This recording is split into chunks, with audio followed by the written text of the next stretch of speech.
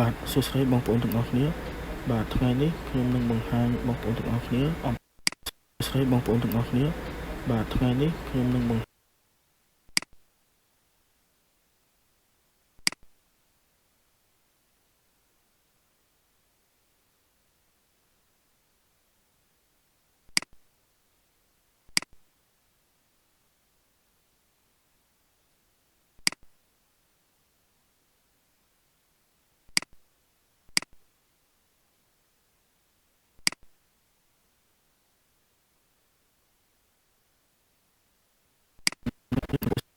សួស្តីបងប្អូនទាំងអស់គ្នាបាទថ្ងៃនេះខ្ញុំនឹងបង្ហាញបងប្អូនទាំងអស់គ្នាអំពីរបៀបដក sound ឬក៏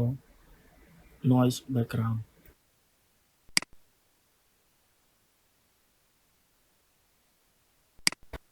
បាទសួស្តីបងប្អូនទាំងអស់គ្នា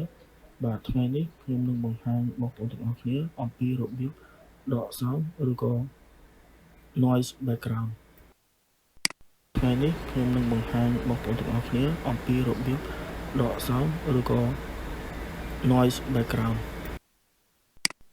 បាទសួស្តីបងប្អូនទាំងអស់គ្នាបាទថ្ងៃនេះខ្ញុំនឹងបង្ហាញបងប្អូនទាំងអស់គ្នាអំពីរបៀបដក sound ឬក៏ noise background